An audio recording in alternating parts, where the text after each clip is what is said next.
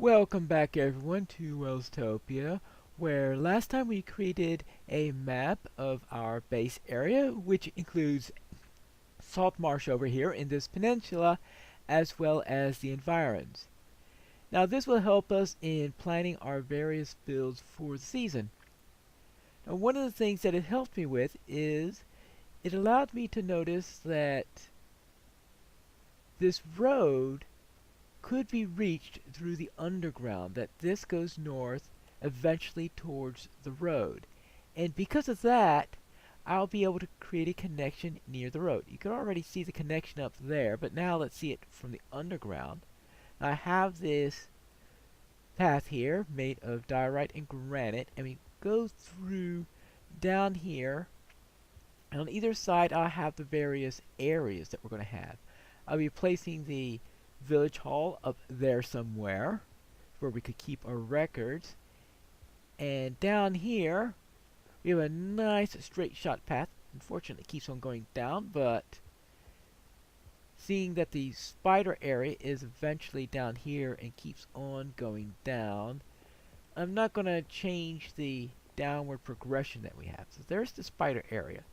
This then will be the quarters for the people who do the work in the silk area, and I would say that that's where you have silk processing sections. I know you really don't have that in Minecraft, but we can do that to more simulate what would be in the real world on that matter. Now if we go up here, we'll be needing some stairs in order to make this better.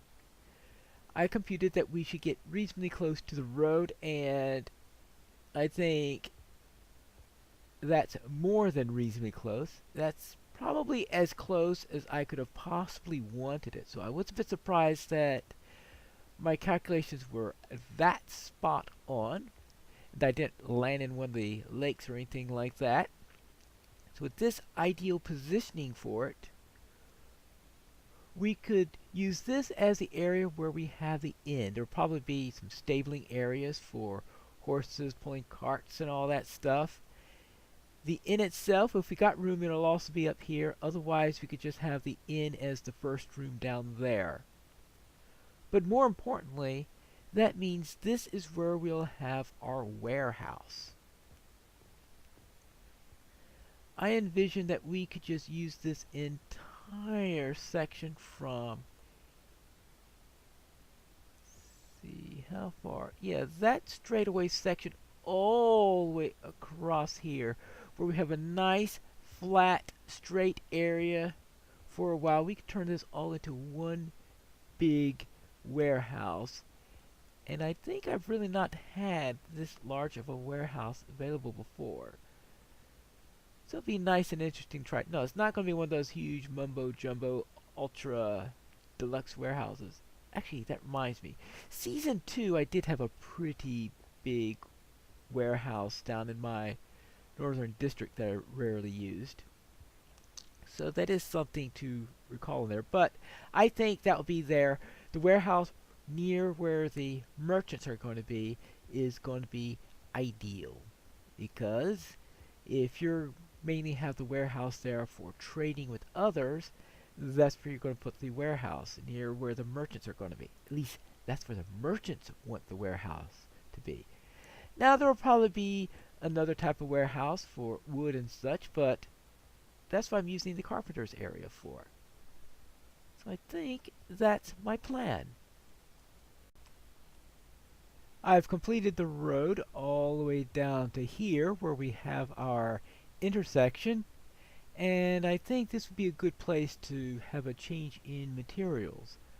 Over here I'm going to be switching over to andesite, and I'll have andesite going down all the way towards the spider.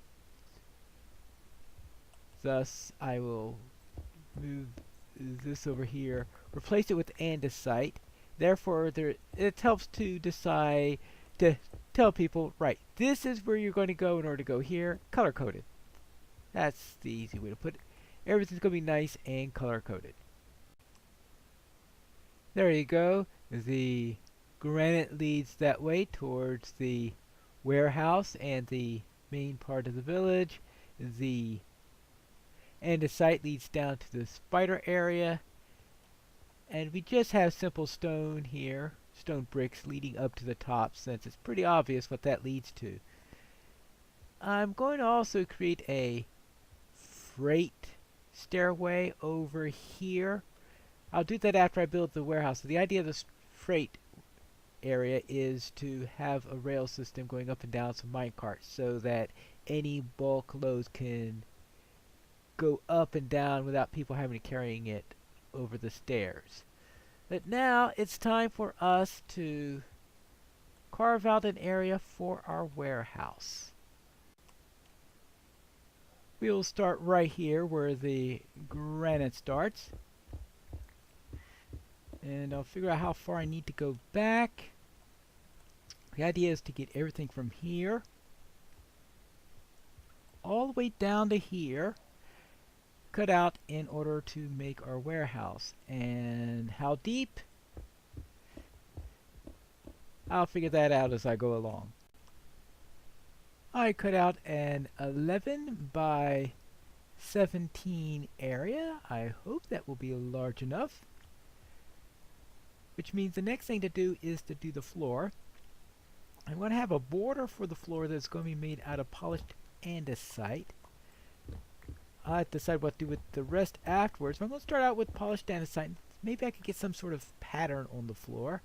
I will see if it turns into solid andesite or if it just turns into some pattern I can get. It all depends on what materials I have. It always comes down to that. In the end, I created these 4x3 sections surrounded by polished andesite.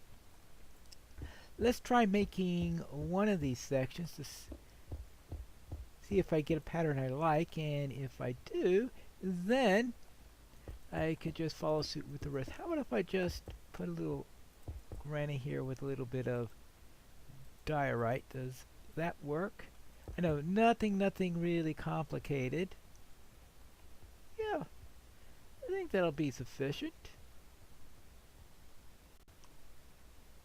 With the floor complete, we will head to the walls. For the walls, I think I'll just use something simple. In this case, that means stone brick. And that means, of course, cutting out all the wall here and putting in the stone brick in its place.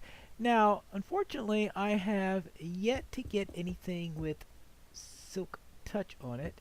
As a result, I'm going to have to get the stone brick the hard way. I use a furnace in order to cook up the stone and to then convert that into stone brick. So, even though it doesn't take all that long to put all this in here, this will take a while simply because I'm going to have to cook up stone and turn it into stone brick, and then I'll be able to get the rest on here. There you go.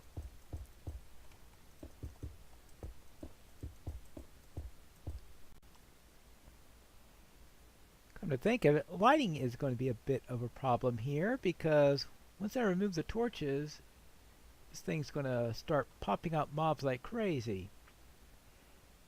That means either I have to find a way to turn the diorite into lights, accept the presence of torches, or come up with some other wild scheme to light it. Not sure. I think I'll leave the stone up on top simply because it would be too difficult to take it down. Now let's get a front. Now where do we want the front? I want to measure this out as I go through. How about we do it like that? Oops.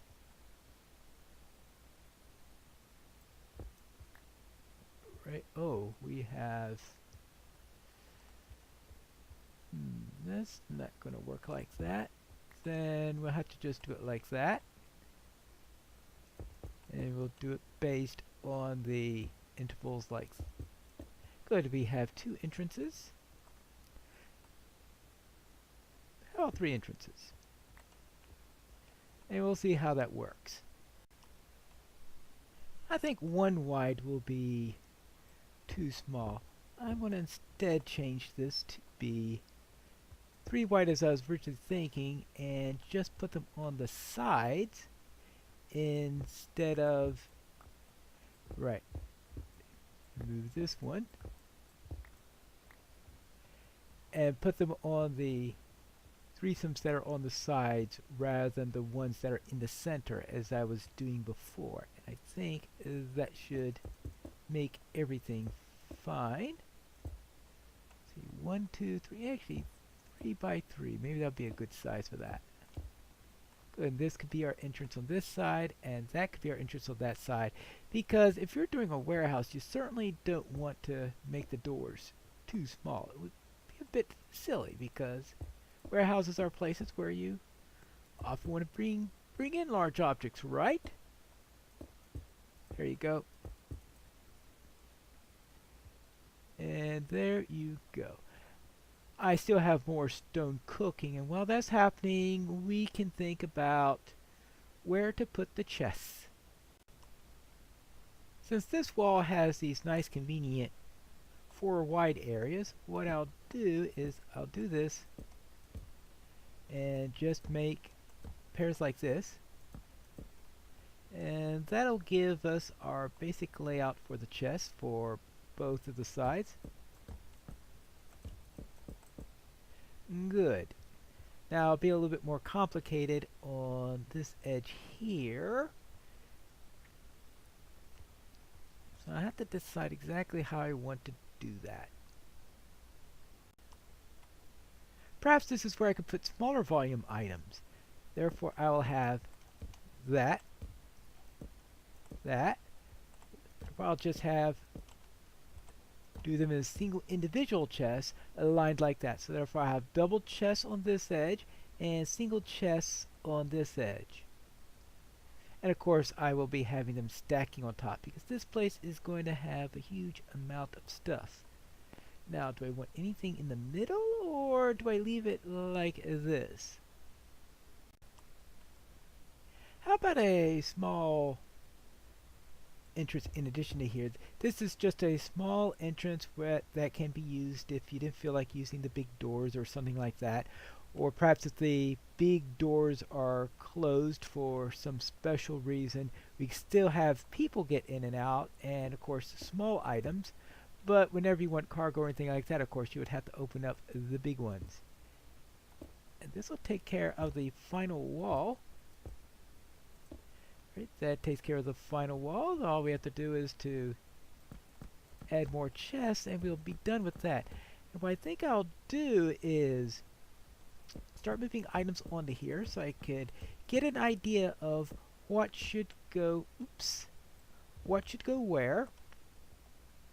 Like which items go into the small sections, which ones go into the large sections.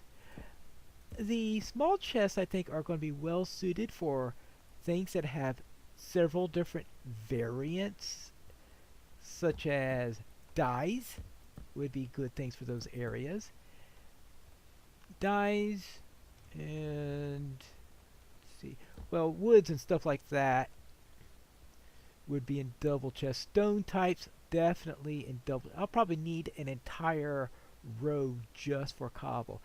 And that'll give me an idea of how much more stuff I need. If I need more stuff, maybe I could just start co-oping these areas right here and have 2 different aisles to deal with. Good. Now, as for the areas in between here, I'm not going to leave them as is. I am going to fill that with something because that's where the signs are going to be. I think wood would work best here, but what type of wood? One possibility is to put a workbench there. Now, would workbenches do good going all the way up? Let's pop a few up and see how it looks. Otherwise, I'll just have more workbenches to push all throughout this world. Oops. Well, that's one little challenge in placing them like that, is that you click on it and yeah, of course, it once say, okay, what do you want to craft? Right? You opened up a crafting bench. There you go.